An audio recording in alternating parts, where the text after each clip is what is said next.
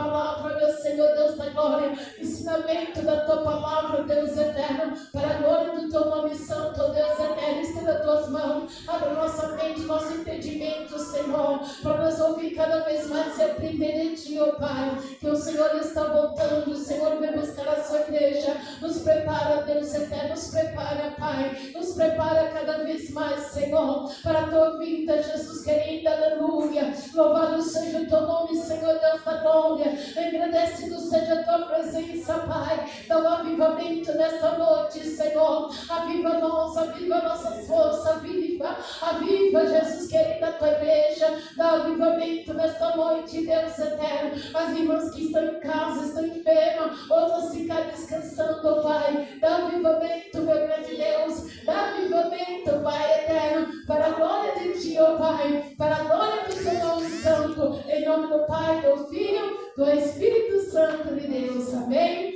Louvado seja Deus, vai passar para o céu do Senhor, em nome do Senhor Jesus, as palmas para Jesus, igreja.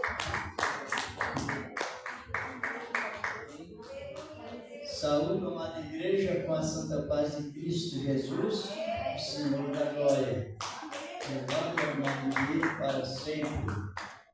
Pode sentar, irmãos, aqui já pouco iremos já meditar na palavra. Aproveitar bastante o horário, também não estrangular. E já quero dar participação para a minha esposa, como sempre. Já vamos a meditação desta palavra, a palavra do Senhor, nosso Deus, a palavra que nos alimenta constantemente. Aleluia! Deus cumprimenta a amada igreja na santa paz.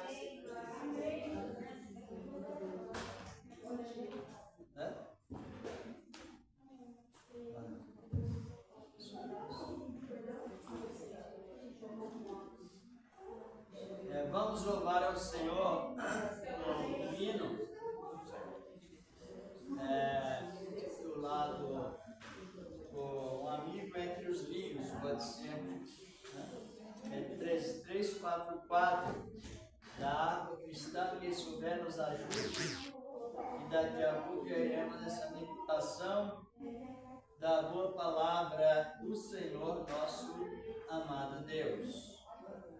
344 da Harpa, 344, graças a Ele, ao Senhor nosso Deus.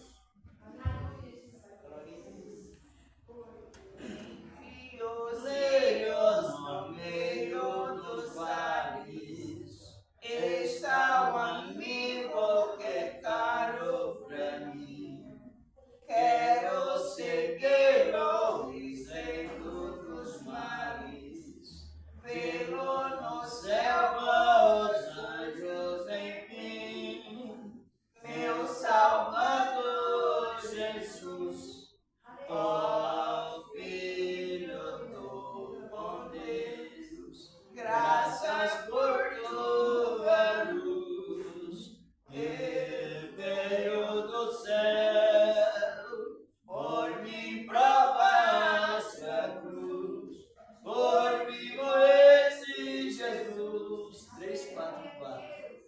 Ouve-me agora, Jesus, muito amado, deixa-me teu grande amor desfrutar. Não mais me escondas teu rosto adorando, pois me chamaste para me libertar. Meu Salvador Jesus, ó Filho do bom Deus, graças por tua luz que veio do céu, por mim provaste a cruz, por mim morreste, Jesus. A voz de Cristo é pra mim mais preciosa que a voz dos anjos e a do sol e a luz. Não tenho brilho na face radiosa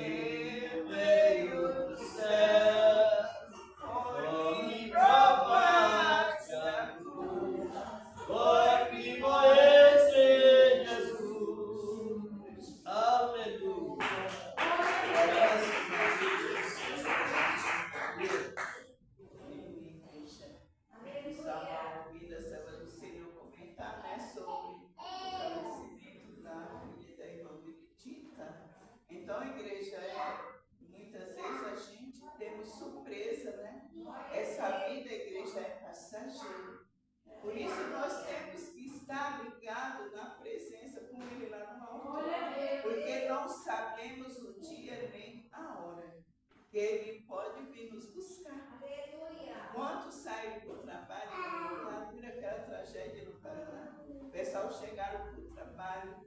É tanto que eu ouvi a reportagem, eles primeiro chegavam e faziam uma oração para começar o trabalho. E houve aquela explosão. Então, igreja, nós temos que estar preparados. Ao sair de casa, ao pegar uma Uber, o ônibus, o metrô, onde você estiver. Ontem eu fui ali no centro, peguei o metrô, né? Meu Deus, tão lotado, lotado. E eu falando assim, eu falei, Senhor, uma pessoa que tem algum problema, ela desmaia, né? Quantas vezes você vê, né? E muitos têm volta. A igreja, nós temos que estar ligados com Cristo todos os momentos. Não é só dentro da igreja. Todos os momentos você não sabe. Mas essa noite eu vou fazer uma oração pela saúde do Senhor. Fazer uma oração por aqueles que estão enlutados sobre a família. Não precisa. A irmã, a mãe, mas toda a família enlutada. Porque a igreja são muitas. E como são muitas, e muitas pessoas em cima do leito de dor. Eu sempre friso isso, igreja, quando nós chegamos na casa do Senhor, ore pelos nossos irmãos. Você não está vendo aqui, ore por ele, ore por ela. Porque muitos estão em cima de um leito de dor, igreja. A gente quando vai visitar, tem tantos irmãos em cima de cama, doente, acamado, outros nos hospitais. A gente mesmo vamos sair de casa de uma irmã, ela está internada, e outros que são ali nas suas próprias casas. Vamos orar pelos servos de Deus, porque outra hora estava aqui trabalhando para Cristo, fazendo querer e a vontade do Senhor. Então vamos apresentar a igreja de Cristo em oração às famílias enlutadas, os doentes, aflitos, porque nós estamos aqui para isso, para orar pelos Senhor, para apresentar o Criador. Glorioso Deus Santo, querido, aqui está, meu Pai, a sua igreja. E nessa noite, meu Pai, pedimos, Senhor, pela tua santa e infinita misericórdia, para que o Senhor console os corações angustiados, aqueles, Senhor, que estão enlutados, Senhor, que não é fácil a perda do ente querido. Ah, Papai amado, só o Senhor pode consolar. Não tem palavras, Senhor, só o teu bálsamo, para entrar no coração, meu Pai, para aliviar essa dor, essa saudade. Mas o Senhor, como misericordioso que é, vai de encontro à família dos teus céus, da tua serva. Mas Jesus encontra aqueles que estão no leito de dor. São tantos, Senhor, em cima do leito de dor, em suas casas, nos hospitais. Oh, Deus Santo, Deus maravilha, coloca as tuas mãos santas, Senhor, dá um escape, repreenda as enfermidades, vai de encontro aos teus filhos, vai de encontro às tuas filhas, Jesus, vai de encontro os obreiros, os pastores, diáconos, os cooperadores, os que fazem a tua obra, e todos, Senhor, necessitados, todos que precisam do socorro, todos que precisam da misericórdia da tua presença, entregamos as tuas mãos, meu Pai amado, alcança o poder e graça, meu Pai, porque só o Senhor tem esse poder para consolar os corações angustiados, Senhor, desconsolar, Pai amado, faz uma grande obra e restaura e transforma, porque o mais importante, Senhor, está na tua presença, essa vez, Senhor, que temos a salvação universal. Meu Deus e meu Pai, abençoe essa igreja, abençoe os seus filhos, em nome do nosso Senhor e Salvador Jesus Cristo. Amém. Amém. Na verdade, a gente sente a separação física, só que a Bíblia nos dá uma esperança suficiente. O primeiro dia que a pessoa aceita Cristo, o primeiro dia, se ela aceita de coração, ela já tem uma comitiva de anjo, sabia? Não é envia o seu anjo, eles já oraram assim, não é? As pessoas oram, Senhor, envia o teu anjo, mas é melhor agradecer pela comitiva de anjo que temos. Ao invés de pedir, o Senhor envia o teu anjo ali, determinando o que Deus tem que fazer, a Bíblia ensina a orar agradecendo. No momento que a pessoa aceita Cristo, ela tem, não sei quantos anjos, mas ela tem uma comitiva de anjos, sabia? Não? Tem. Uma comitiva de anjos. No momento que ela, se ela morreu salva, ela já vai levada para a glória pelos anjos. Não é um anjo, São anjos. Então é a segurança. O primeiro dia, às vezes a gente ora, como eu já expressei, Senhor, manda o teu anjo. Mas olhando na Bíblia Sagrada, quando você aceita Cristo, a pessoa recebe o que precisa, antes que ela peça. Já leram isso? Eu vou até analisar. Abra a sua Bíblia aí em Mateus 10, 18, 10. Depois nós vamos dar continuidade sobre a vinda de Cristo. Foi nosso comentário no outro culto. Olha aqui o que diz em Mateus capítulo 18, verso 10. Diz a palavra de Deus assim. Importante. E quanto mais nós somos instruídos na palavra, mais comportados nós ficamos. Eu já passei por esse processo, estava em estado de isolamento e a minha esposa faleceu. E sozinho em casa, meu filho com a nora, cuidando da esposa, não podia cuidar de mim. Corria perigo de até mesmo uma depressão, mas não. Houve a paz, a preparação que Deus nos dá para os momentos mais difíceis. Olha o que diz aqui em Mateus capítulo 18, versículo, principalmente o versículo 10, diz aqui a palavra do Senhor, nosso amado Deus. Diz assim a palavra: Vedes, não desprezeis nenhum desses pequeninos, pois eu vos digo que os seus anjos nos céus sempre veem a face de meu Pai que está nos céus. Se nós olharmos no contexto do Salmo 91, diz que os seus anjos darão a ordem ao seu respeito, sentido. Então, não podemos desprezar ninguém, porque tem uma ligação. Quando a pessoa aceita Cristo, ela é apresentada onde? Lá na glória. Na glória. E referente a isso, anjos que têm esta capacitação dada por Deus de contemplar a face de Deus. Se nós olharmos no contexto de Hebreus 1, capítulo 1, versículos 13 e 14, são enviados para nossa proteção, além de termos a palavra de Deus. E no livro de Lucas, capítulo 19, e versículo 22, diz a palavra assim: e morreu o mendigo, ele era na terra pobre, e morreu o mendigo, ele foi para onde? Levado por quem? Os anjos. Exatamente. Levado pela comitiva de anjos. Levado para o paraíso, irmão. Por isso que Paulo exortava a igreja de Tessalônica, e as outras mais, dizia assim: comportai uns aos outros com estas palavras. É uma realidade nisso.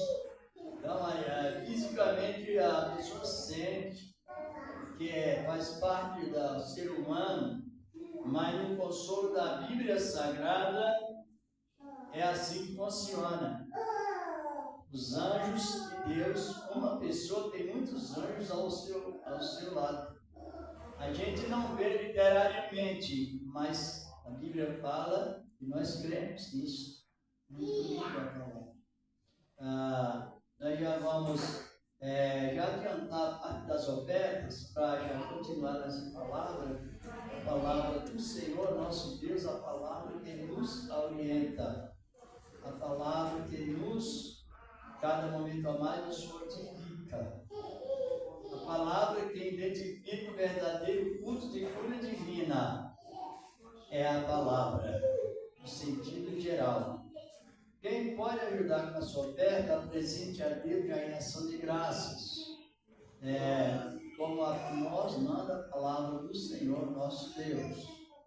Ele sempre nos abençoa primeiro, não é assim?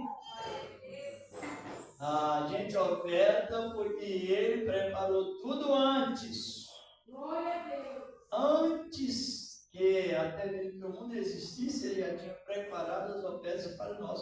Então a gente apresenta a oferta em ação de graças e não às vezes como alguns expressam, não é? Faça isso para Deus te dar aquilo, faça aquilo para que Deus te dá isso. Não, Deus nos dá tudo de graça. Graça como presente e bondade dele. É uma realidade. Senhor Deus, Pai poderoso, receba a oferta dos teus servos, que o Senhor tem preparado, meu Senhor da glória, porque na verdade o Senhor prepara tudo primeiro, no nome do teu amado Filho, Jesus Cristo, e assim seja. E graças a Deus. Quem pode ajudar, ajude com a sua oferta.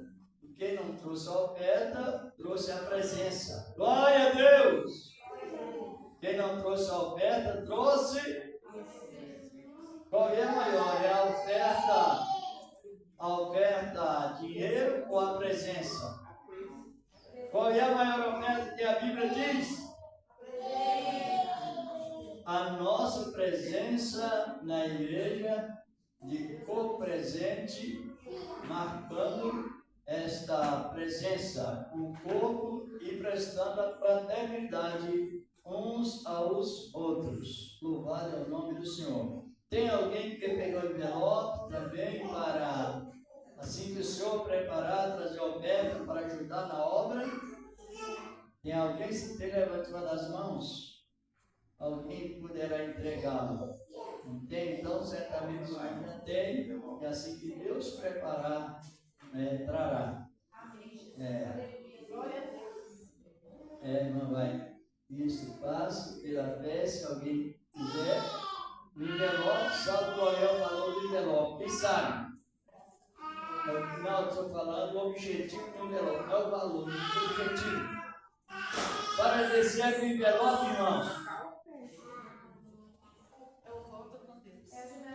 Para colocar a sua oferta e mais nada. Compreenderam agora? Sim. Porque o objeto é um objeto.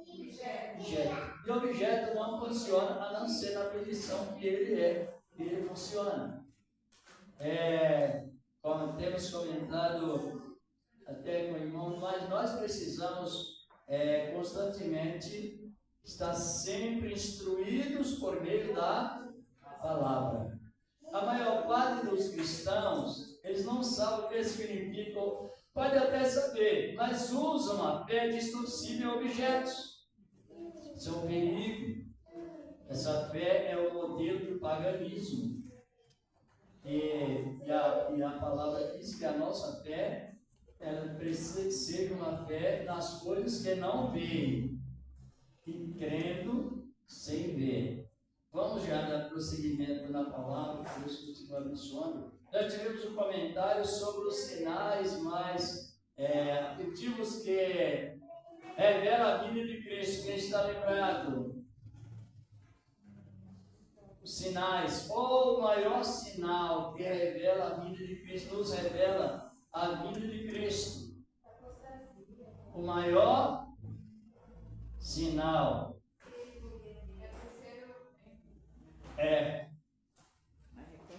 Então, os profetas, eles tinham a visão padrão sobre a reconstrução no segundo templo.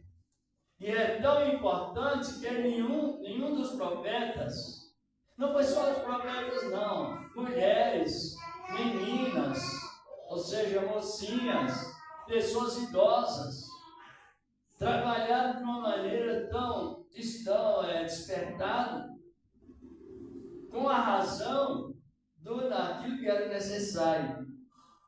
Quando Deus revelou aos profetas o tempo que Jesus nasceria, o Senhor da glória, houve um despertamento geral sobre o sinal oficial.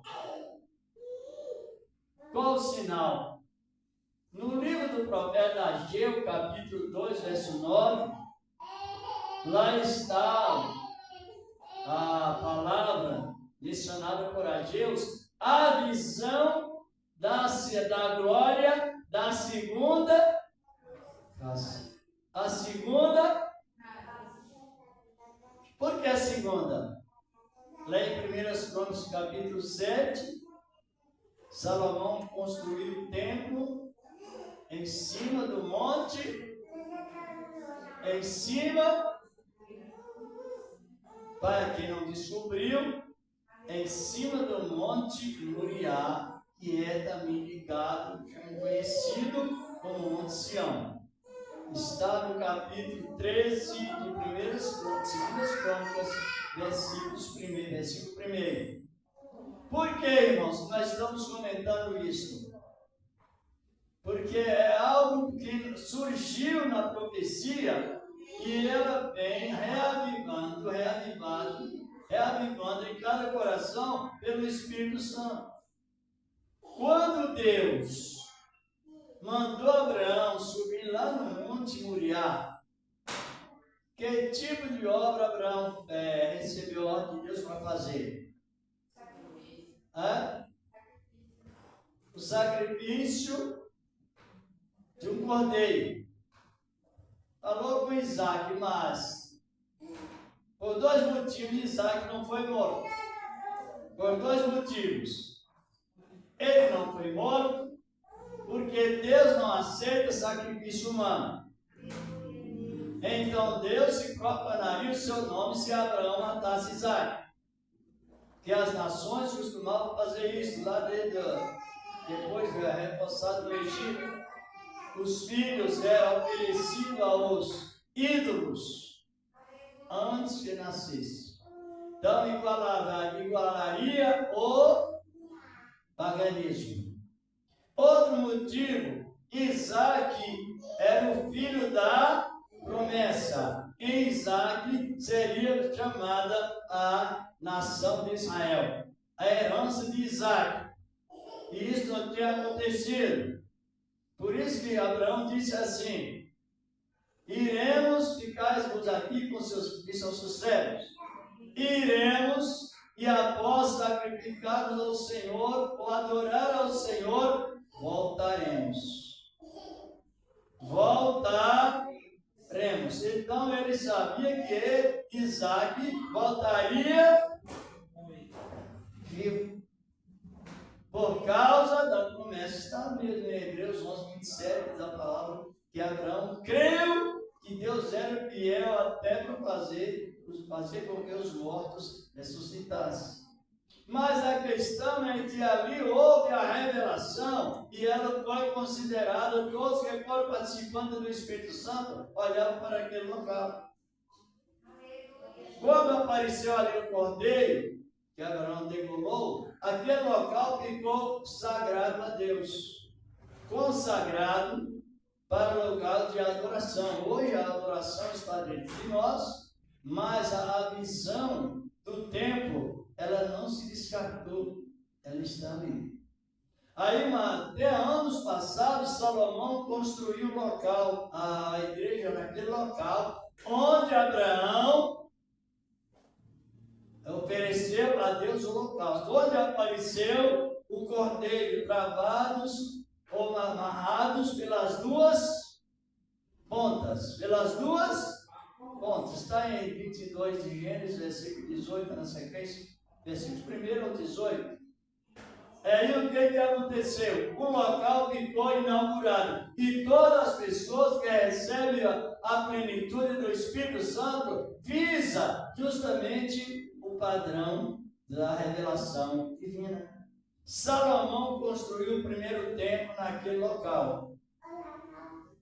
Porém, Deus inaugurou com a sua glória, com o seu resplendor, lá em 1 Crônicas, capítulo 2 Crônicas 7, capítulo 7, diz que Salomão terminou a construção e Deus inaugurou com a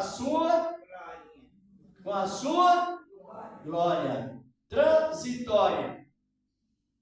A glória só apareceu, mas logo foi desaparecendo e ficou somente naquela função. Aquele templo foi desmoronado quando Israel pecou na época do ano sabático, 70 anos sabáticos. Israel cometeu aquelas falhas segundo o regulamento da lei. E o rei Nabucodonosor, indicado por Deus, destruiu o templo. Aí a nação ficou como peregrinos e aprisionados sob a direção de pagãos. E o templo desconcertado, ou desmoronado. Mas, depois, mais ou menos 500 anos depois que Salomão tinha construído o templo, Deus revela o segredo ao profeta Daniel sobre o nascimento de Cristo e a segunda casa. Que Ageu profetizou, juntamente com Zacarias, Malaquias, os profetas contemporâneos, profeta Daniel, época de Esdras, Neemias e assim por diante. Mas tudo voltado para uma finalidade referente ao nascimento do Messias. E em Ageu capítulo 2, versículo 9, que é bem conhecido, o profeta expressou, no versículo 7 diz a palavra que, olha, o templo precisa ser reconstruído, porque brevemente virá o desejado das nações, Cristo, Senhor da glória. Aí o profeta mencionou, a glória da segunda casa será maior do que... Por quê?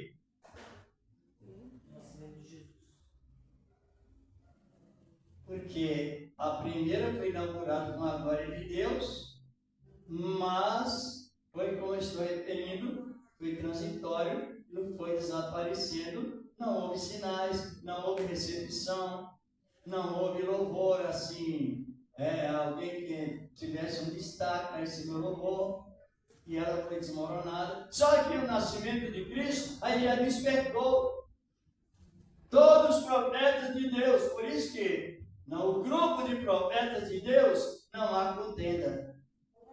Sempre edificação. Uns edificando aos outros. O ministério de profeta verdadeiro, sim, na palavra. Vamos lá para Mateus capítulo 21. Os irmãos abrem as Bíblias. Vamos continuar meditando nesta palavra, a palavra de Deus.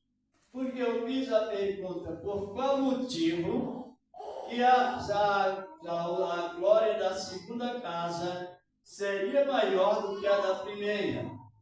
A Bíblia, ela nos responde, graças a Deus, que no Evangelho de Mateus, capítulo 21, desafia a palavra de Deus. Entrada de Jesus triunfal em Jerusalém. Encontraram? Então diz aqui a palavra do Senhor nosso Deus. Eu vou já diretamente no cumprimento da profecia de Ageu, juntamente com os outros profetas, para entendermos bem o motivo que a glória da segunda casa, ela foi maior do que a da primeira. Vamos avaliar bem a palavra, é importante, é indispensável dizer que é a palavra de Deus. Como sabemos, ele entrou em Jerusalém montado em um sinônimo do quê?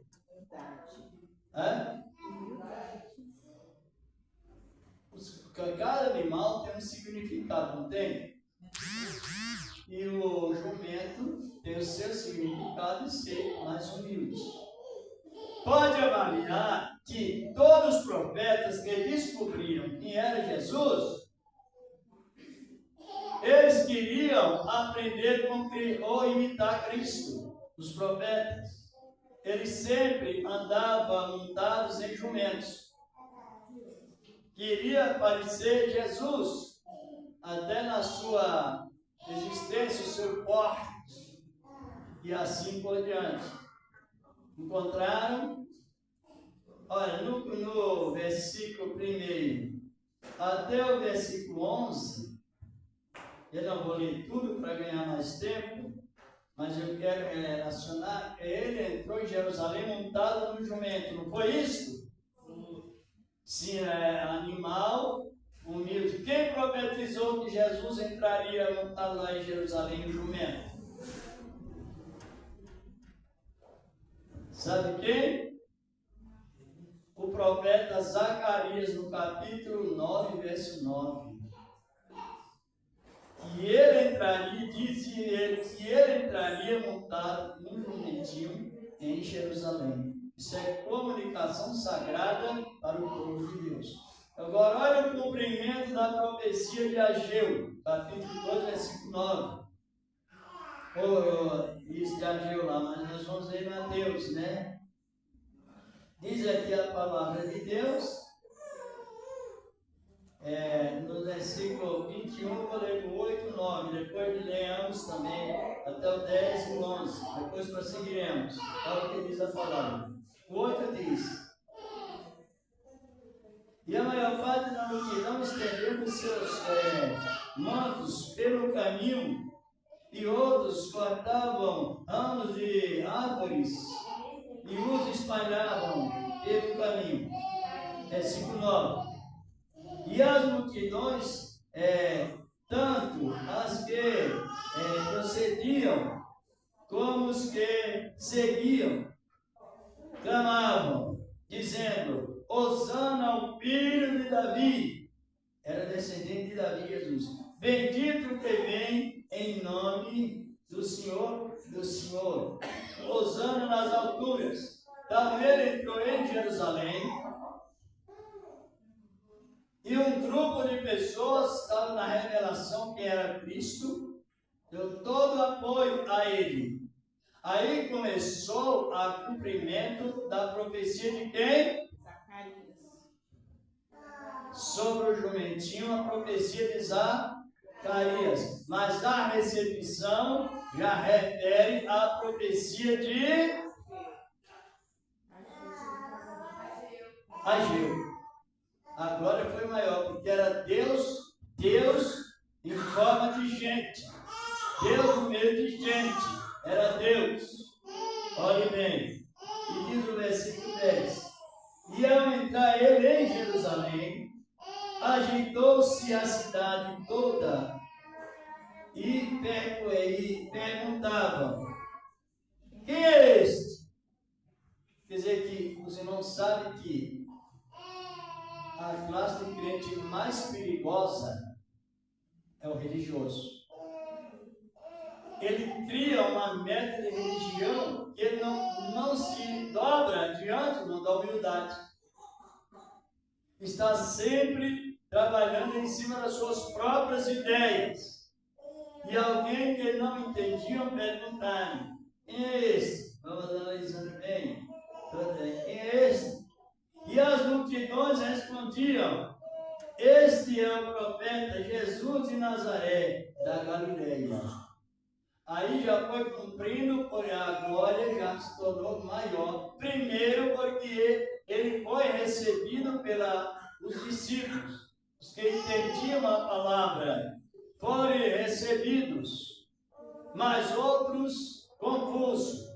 E foi recebido com honra humilde, honra de pessoas humildes, porque um rei para entrar na cidade, principalmente em Jerusalém, precisaria montar uma montaria, um cavalo de sangue, talvez lá do Egito, com um bom atavio em cima, uns bons atavios em cima do cavalo, bem enfeitados, e o rei montado naquele cavalo, e os príncipes divulgando: viva o rei, chegou o rei, o cavalo de raça, assim por diante. Mas não, Jesus já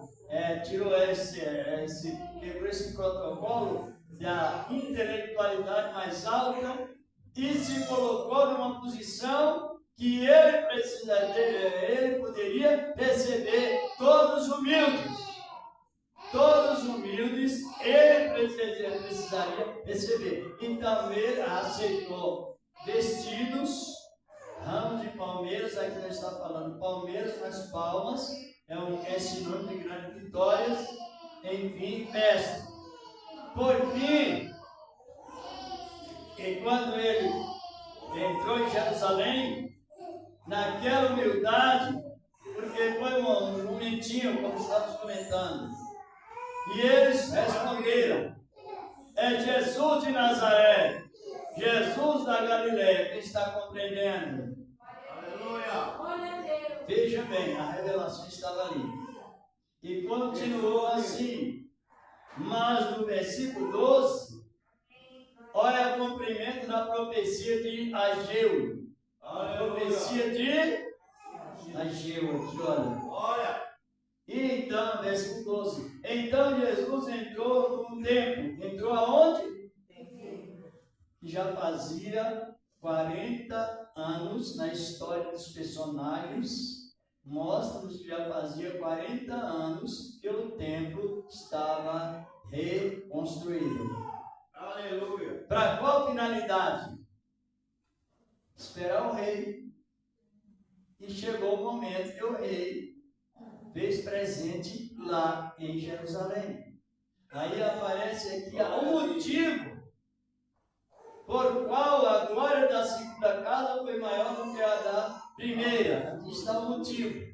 Versículo 12 fala disso. Então Jesus entrou no templo, expulsou todos os que vendiam e compravam, e derrubou as mesas dos cambistas e as cadeiras dos que vendiam. Bom, estava uma desordem, estava uma desorganização total. O templo estava totalmente corrompido através de comércios injustos, mistura da moeda romana com o Círculo Santo. Naquele tempo, Roma dominava sobre Jerusalém, e lá no templo eles usavam sacrifício segundo a lei de pombos ou de animais, e eles colocavam tudo ali como um comércio comum. Sabe, você já viu alguém misturar o natural com o sobrenatural? Já não? Nunca viu? Eu já vi constantemente. O exemplo, vamos analisar. A graça comum, ela atua no natural. A graça comum, seja qualquer tipo de pessoa, pagão ou não, ele é bem sucedido referente à graça comum. Um exemplo, ele vai fazer um curso de engenharia, outra profissão qualquer. Ele dedica e passa com sucesso. Ele não é crente, não pediu, não agradeceu, mas recebeu. Beneficiado através de quê? Graça comum. Essa graça comum que hoje atua na vida de todos. Vê a tecnologia, os metrôs, enfim, os monotrilhos, enfim, no sentido geral. Os viadutos, as estruturas, as indústrias, geralmente são pessoas que não são crentes. Tanto é que, quando a pessoa ela é empregada, muitas vezes a pessoa confunde: eu vou fazer um compromisso para Deus me dar um emprego. Só que o patrão não termina um compromisso e ele é beneficiado pela graça comum e já é empregado. Ou já é empregador. As pessoas manipulam muito isso. Jesus falou que a graça comum, ela é liberada por um determinado tempo para bons e maus. Já leram isso? Está em Mateus, né? Capítulo 5, versículos 42, 43 até o 45, na sequência. Então não pode misturar o comum com o específico. A bênção que o cristão recebe sobre parte financeira é a mesma que o não crente recebe. Tudo é o sentido comum. Então não é porque você fez isso ou aquilo para receber, não. Antes que a pessoa faz isso ou aquilo que mais um diz, para receber, quem não fez nada referente a Deus, recebe. E não pode misturar. Por que a pessoa recebe emprego assim que a gente prospera? Porque Deus liberou esse tempo da graça. Tanto é que a chuva vem para bons e o sol também. Tem pessoas que ela fica com aquele pensamento: se eu não fizer, Deus não me dá. Se eu não fizer, Deus não me dá. Se eu não fizer, Deus não me dá. Isso é um perigo na religiosidade. É perigo por quê? Porque é uma mistura do comum com o específico. Aqui onde lemos, estava lá os cambiadores, como lemos, vendendo pomos, fazendo negócio, e a moeda não tinha separação não, era o comum com o específico. O ciclo santo do templo era para a obra do templo, a manutenção do templo. Agora a outra moeda profana já não fazia parte, ligação do ciclo santo, porque era uma moeda de efígie ou de descrição romana, e ela precisaria ser fora, ela não era considerada como um imundo com o sagrado. Aí, mas quando Jesus chegou, ele não ficou irado, ele usou prudência. Está compreendendo? Eu já ouvi pessoas dizer: olha, Jesus também ficou irado. Irado não, ele usou prudência. Não se confunde, está compreendendo? Ele usou a prudência para demonstrar que ele não é tolo, não concorda com tudo. E vamos na sequência que estamos falando aqui, né? E versículo 3 ele diz: seguinte, está escrito: a minha casa será chamada casa de oração. Vós, porém, fazeis covis de salteadores ou covis de ladrões. Então, aí vemos que a glória do templo estava mais visualizada do que a glória do primeiro templo de Salomão. Sim ou não? Que a glória veio, mas não teve efeito nenhum. E aqui Deus em forma de gente, que se chama no original a doutrina da teofania. Quem já ouviu falar nessa doutrina? Não. Teo é Deus e fania, gente. Então Jesus veio em teofania.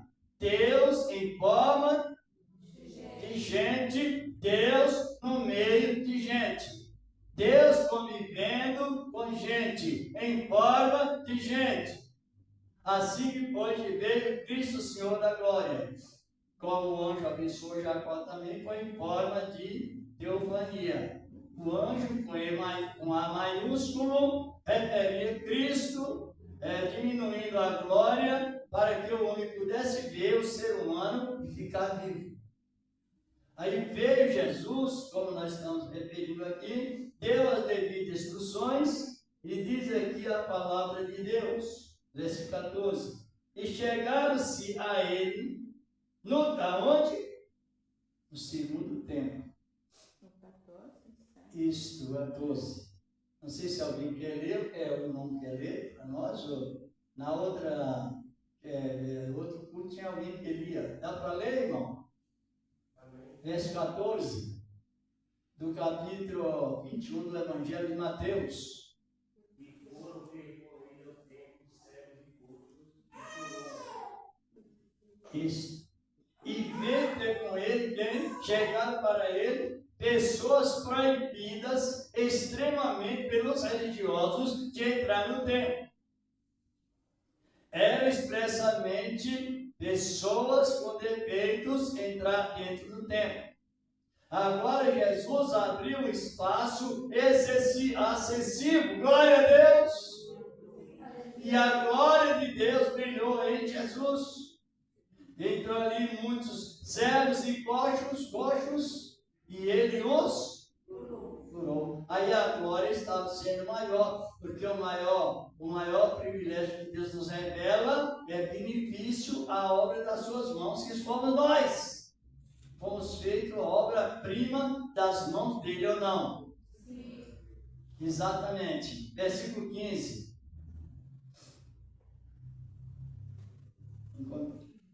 Versículo 15. Então, os principais sacerdotes e os escribas, as maravilhas que fazia, e os meninos clamavam no templo: Hosana ao filho de Davi. Indignaram-se. O que eles fizeram? Indignaram-se. Você viu o veneno da religião? O veneno da tradição? Eu já vi pessoas usar esse veneno dizendo assim: eu não cumprimento irmãos de outro ministério porque não tem a mesma doutrina. Isso veio também para o momento. Como não tem a mesma doutrina, se ele confessa a Cristo como Senhor e Salvador da vida, e a pessoa ela inverte aparência com razão, isso é perigoso demais, e muito. Agora os religiosos, doutores da lei, indignaram. Jesus estava fazendo o bem e eles, como não estava da maneira que eles queriam, eles se indignaram. Vendo os coxos andando, os cegos vendo, os mais pobres que eram desprezíveis, agora sendo acolhidos por Cristo com um amor pleno, vindo diretamente de Deus. Mas o que nós estamos visando é que até aqui a glória da segunda casa a segunda casa foi inaugurada por quem? Por Cristo. Assim que funcionam as profecias. E diz aqui no versículo, indignaram-se, versículo 16 diz: e perguntaram-lhe: ouves o que eles estão dizendo? Fizeram interrogação. Respondeu-lhes Jesus: sim. Nunca leste da boca dos pequeninos e das criancinhas de peito tiraste o perfeito louvor? Por que nós temos que ler a Bíblia? Jesus deu a resposta usando o que estava escrito. Sabia? Ou não? Se os irmãos quiserem olhar, dê uma olhada no Salmo de número 2, na 8, verso 2, que está escrito lá: há cerca de 1000 anos, antes do nascimento de Cristo, a revelação já veio a respeito dele, que ele nasceria e entraria em Jerusalém, e seria louvado pelas pessoas convertidas semelhantemente de crianças. Não é literariamente apenas, mas quem estendeu ramos, vestidos para recepcionar Cristo, não foi os menininhos pequenos, foi as pessoas que já estavam com a mente semelhantemente de criança, no sentido de acolhimento ou isenção de maldade. Compreenderam? Porque lá está escrito assim. Não está no Salmo número 8? Pode ler, o irmão ou irmã. Versículo, pode ser o versículo 1 e 2. 1 e 2? Isto. Ó Senhor, nosso quão admirável é o teu nome, pois puseste a tua glória sobre os céus. Da boca das crianças e dos que mamam, suscitaste força, por causa dos teus adversários, para fazeres calar o inimigo e vingativo. Isto, justamente, ele usou essas frases, ou esta frase do Salmo, de número e verso 2. Quando vamos falar sobre a palavra, use a palavra. escrita em 2 lugares hoje. A palavra está escrita no papel e dentro dos nossos corações. Porque o papel é mais teórico, mas a virtude ela é colocada dentro de nossos corações, para que nós, quando formos defendermos nossa causa da fé cristã, usaremos a palavra. Usaremos a palavra. Quando os fariseus perguntaram, entende o que esse lê? Aí Jesus disse, sim. Vocês nunca leste que da boca dos pequeninos que se amamentam suscitasse o perfeito louvor? Ele estava relacionado no contexto de 18 de Mateus, pessoas convertidas sem acento de maldade nos corações. É semelhante criança até uma determinada idade. Quem está compreendendo? Agora, essa realização aqui sobre Cristo é o que vemos. A glória da segunda casa foi maior que a primeira. Por quê? Por qual motivo? A presença literária de Deus em forma de gente. Deus em fraqueza. Fraqueza humana sem pecado, mas em fraqueza humana. Aqui nós vamos respeitosamente considerando as Escrituras e cada momento ficará melhor para compreender a revelação em ação direta. Essa revelação em ação, como assim? Ela vem diretamente para cada coração. Está compreendendo? É em ação direta. Hoje nós estamos ligados diretamente no trono da graça. No trono direto, sem intermediário secundário. Hoje é um tal de... A gente usa simples a Bíblia. E tem alguns que dizem assim, o Espírito de Deus me revela. Só quando você olhar na Bíblia está errado. Esse é o perigo que está ocorrendo hoje. Se não falar, ninguém também se desperta, alguns talvez. Isto é a palavra de Deus. Mas quando você vai avaliar essa sensação emocional, não está condizendo 100% com a Bíblia. Quer ver que não está? Abra sua Bíblia na defesa da fé em Romanos capítulo 8, verso 22. Glorificado é o nome do Senhor. Então nós usa a palavra. Jesus deu a resposta usando o quê? Usando a palavra.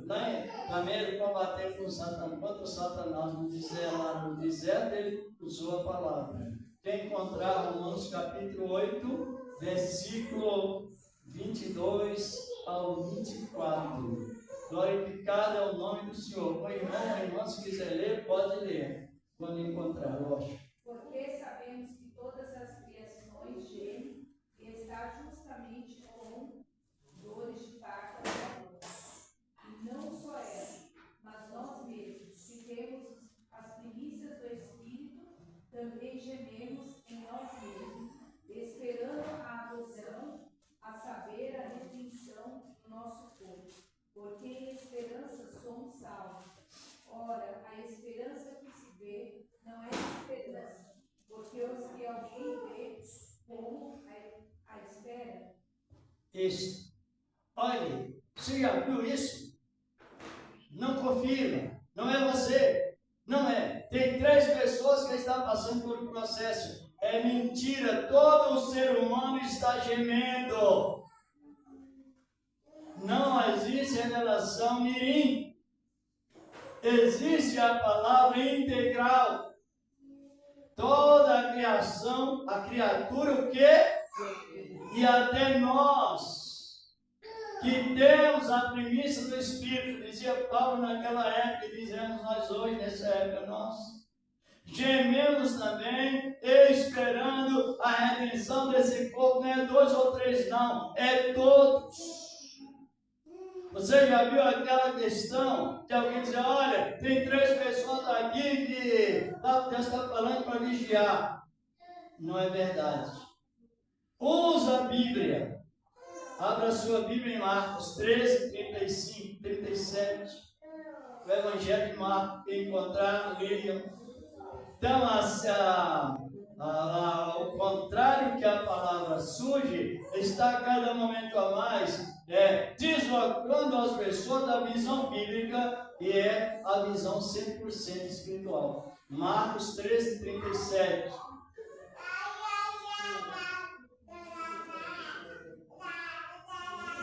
Encontraram? O Evangelho de Marcos. Está também Lucas e Mateus, as mesmas frases. Pode ler, senhor.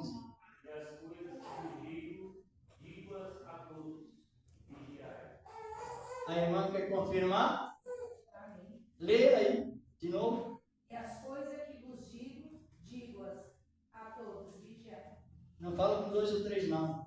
Isso é coisas que vem trazendo, chamado assim, inversão de valores. Não é esse aqui, não é aquele, para vigiar. Não, a palavra diz, as coisas que eu vos digo, Jesus dizendo, vigiai. Eu sou santo, perfeito, eu não preciso vigiar, não. Quem precisa é vocês. Isso funciona? Não. Todos têm um problema, irmãos. Todo o texto que nós lemos lá em Romanos 8, 22, fala que até, Paulo falando que até eles, os apóstolos que tinham as primícias do Espírito, a igreja que estava na mesma posição espiritual, geme. Por que geme? Ai que fome, ai que tristeza, ai que angústia, de uma maneira ou de outra. E assim sucessivamente. Ai que dor. Quando não tem nenhuma dor, tem a dor da fome.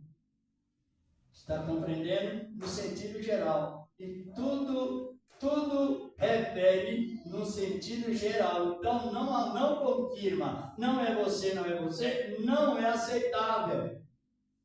O que nós estamos referindo, todas as vezes que Jesus Cristo era interrogado, ele usava o quê?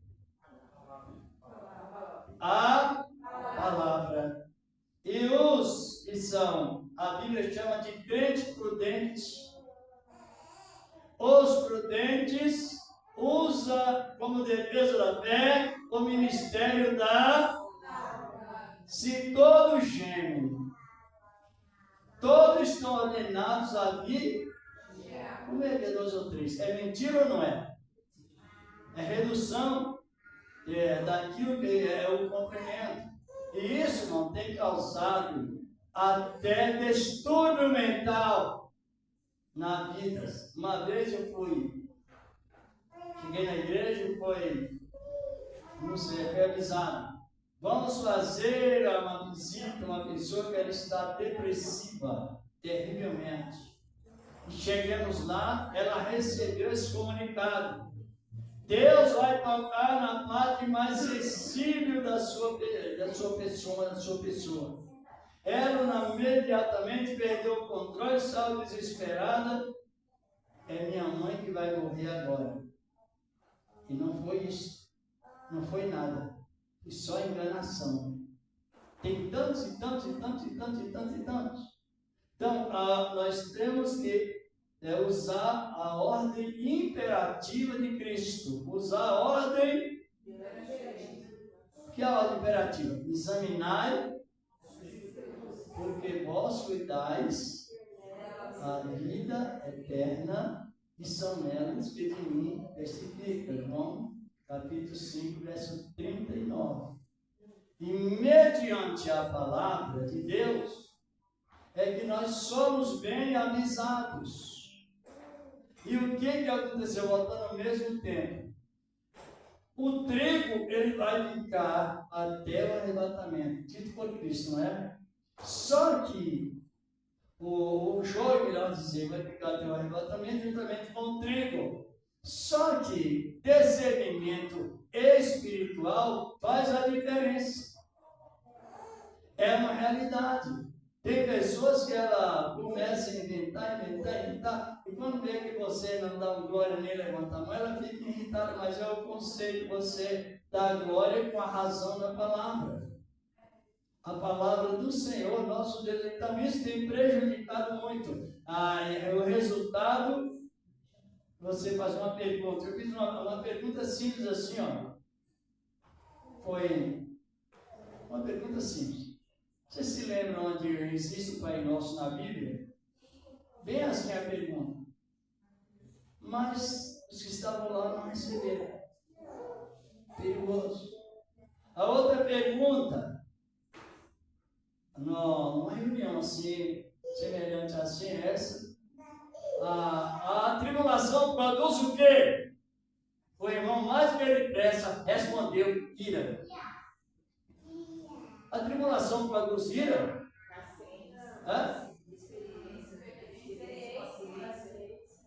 Mas ele respondeu o que ele costumava fazer. Se ele é acostumado a irar, e todas as vezes que se perde, que se ira, é um afastamento a mais que a pessoa promove referente a Deus. Mas por quê? Porque ou não examina, ou não gosta de ouvir alguém examina a palavra do Senhor, nosso amado Deus. Quando nós estamos na caminhada para o arrebatamento, não é isso? E qual é a nossa maior visão sobre o arrebatamento? A nossa profecia hoje sobre o tempo, relacionado ao tempo. A glória do terceiro templo será maior que a primeira, que a segunda. Por quê? Quando Jesus Cristo veio, ele veio em forma humana, como já estamos comentando. A vinda de Cristo, ela inclui 3 fases. A vida de Cristo envolve 3 etapas. Sabiam? A primeira etapa, ele veio, está salvando. É isso? A segunda etapa, ele virá buscar a igreja. E a terceira etapa, ele virá para estabelecer o reino do milênio. Nós já tivemos um pouquinho falando sobre isso. E livrar Israel da pressão do anticristo. É onde o terceiro templo há de estar reconstruído para que ele se assentará agora, não simplesmente como ele veio em fraqueza, mas ele virá em glória. Esse terceiro templo já está providenciado para reconstruir, não demorando tanto. Por quê? Porque ele virá como ele, Pai determinou. Eu quero que um irmão dê uma olhada no livro de 1 Coríntios 15, versículo 24. Glorificado é o nome do Senhor da glória. Aleluia. É boa a nossa palavra. É o culto de verdadeiro cura divina. Ouvindo a palavra e a recebendo. 1 Coríntios 15, verso 24. Depois virá o fim, quando tiver entregado o reino a Deus, ao Pai, e quando houver aniquilado todo o inveja e toda a vontade de força. Então virá o fim, convém que ele reine. Está compreendendo? É sobre todas as coisas. Então virá o fim, quando tiver aniquilado toda a força e potestade. São reuniões de pagãos, referente guerras, oposição. Não viu lá nós lemos lá que os fariseus repreenderam a Jesus e ficaram indignados porque ele fez o bem. Não sei se vocês estão compreendendo. Então convém que ele reine até o quê? Que ele, repete a leitura, por favor. Depois virá o fim, quando tiver entregado o reino a Deus, ao Pai, e quando houver aniquilado toda fé e toda força. Isso. Ele veio conquistar tudo aquilo que foi perdido no ministério do querubim e no ministério de Adão. Exatamente. Por isso que vai existir novos céus e nova terra. Agora nós vemos, observando o reinado de Cristo, o Senhor da glória, sabemos quando ele faleceu, ele morreu, Jesus morreu, sim ou não? Mas Cristo representa a parte da unção, e a unção ninguém mata. Cristo, como ser humano, estava na cruz, mas Jesus, como ser humano, melhor dizer, estava na cruz. Mas ele não tem só o título de Jesus, é Jesus a parte que morreu, e Cristo a unção que não morre. Por isso que ele diz ao paraíso. O ladrão, uma malfeitor na cruz, ele disse isso. Hoje mesmo, ou hoje, quer dizer, hoje estarás comigo. Então, Jesus estava na cruz, mas Cristo, a unção que não morre, estava em todos os lugares. Esse é o Cristo que vivemos. E quando ele ressuscitou, ele vinha de onde? Diz lá em Efésios 4, 8, 9, que ele desceu às partes mais baixas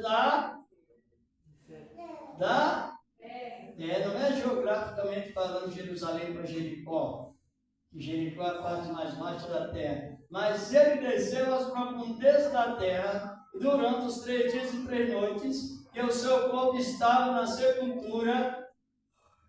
Mas a unção não morre.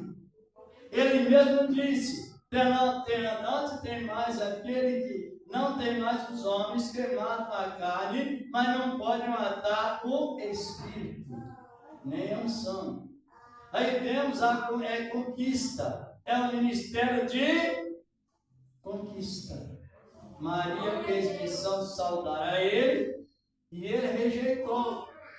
Porque ele teria que prestar contas ao Pai sobre o paraíso que estava embaixo, e agora ele apanhou-se e levou para cima, para o terceiro céu, como vemos na palavra de Deus. E trabalhando sobre a revelação da conquista de Cristo, logo a igreja subir, o que vai acontecer? Aí já vamos encerrando para não estrangular o horário. Logo a subida da igreja, vamos ver no capítulo 11 do Apocalipse, versículo 1, principalmente ao 3, aleluia, lendo a palavra, não é? Então preste nós analisando bem esta palavra, a palavra de Deus. Apocalipse capítulo 11. Versículo 1. Vamos ler até o 3. E foi dada uma cana semelhante a uma vara. E o outro diz: que mede o tempo de Deus, e o altar, e os que nele adoram. E deixa o átrio que está fora do templo, e não mexe, porque foi dado as nações, e pisarão a cidade santa por 40 meses. E darei poder às minhas 2 testemunhas, e profetizarão comigo 260 dias, vestidas de saco. Só que esse terceiro templo ainda está construído.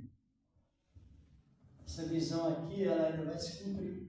Porque o segundo templo, onde nós estivemos analisando que Jesus entrou, ele foi destruído no ano 70. pelo Império Romano, aonde foi mencionada a profecia da destruição do templo, no capítulo 24 do Evangelho de Mateus. E aquele templo hoje ele não existe. Segundo a glória, a segunda casa de oração, lá em Jerusalém, no lugar geográfico que estamos falando, ele não existe.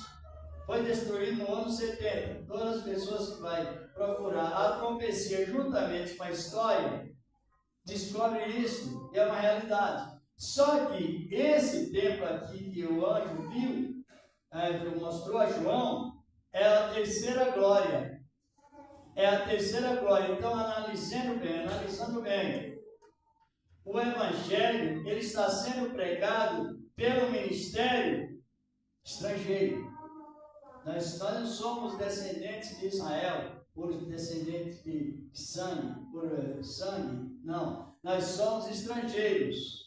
E o Evangelho está continuando no mundo estrangeiro. Só que, quando o mundo estrangeiro parar, ou Deus determinar que os estrangeiros não preguem mais a palavra, o que vai acontecer? A igreja dos estrangeiros e alguns israelitas convertidos subirá. Mas logo a igreja subir, Deus mandará as duas testemunhas para onde? Em que local? Isso. O terceiro templo já está pronta até a nuvem vermelha, que é segundo a lei, já está preparado para que seja inaugurado o templo. E as duas testemunhas que começarão dar início do Evangelho do Reino do Fim. Aí a igreja já reuniu com Cristo na glória. Só que, não sei, hoje não vou mais continuar. Os irmãos já ouviram falar na guerra do Armagedon? Já leram aqui na Bíblia mesmo? Já? Não? Está em 16 do Apocalipse, versículo 16 também. Eu vou só resumir, que o horário já está, tem um controle aqui, mas é importante. Querendo Deus, na outra quinta viremos, está bom, irmão, ou não? Então está bem. Lê Apocalipse 16, versículo 16. Ou seja, o versículo 14 ao 16. Isto fala da batalha do Armagedon, onde as nações vão reunir contra Israel, e Jesus virá com a igreja para livrar Israel da opressão do anticristo. Pode ler, irmão. Porque são espíritos de demônios que fazem poder, que vão ao encontro dos reis de todo mundo para congregar para a batalha. Dia do Deus Todo-Poderoso, esse que vem como ladrão, bem-aventurado é aquele que vigia e guarda os seus vestidos, para que não se vejam as suas vergonhas, e os que congregam no lugar que em hebreu se chama Armagedon. É o campo de batalha, reunião das nações que é contra Israel. João viu no versículo 13, espírito semelhante a rãs, que demonstra a rã tem uma temperatura contrária à natureza. Quando está muito frio, a rã sente muito calor. Está muito calor, ela sente muito frio. Então é o contrário da temperatura de Cristo.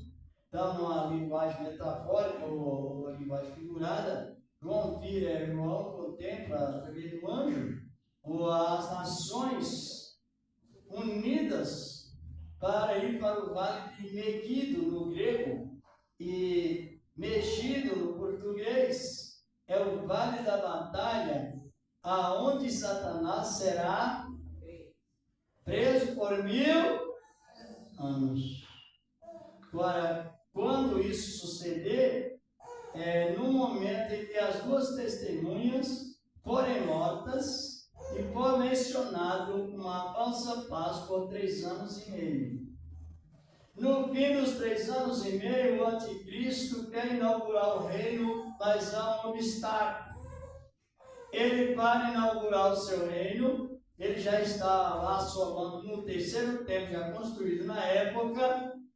E os primeiros, os derradeiros, que serão os primeiros, estão aonde? E os primeiros, que serão os derradeiros, Israel ficou para trás. Mas não o esquecimento de Deus. Assim que funciona. Aí o que nós temos nessa visão é a visão bem profética para o cristão que ele tem aquela visão cristocêntrica na vida. Nós estamos esperando o arrebatamento da igreja, mais ligado à reconstrução do terceiro, e a glória da terceira casa será maior que a primeira. Por quê? É a segunda.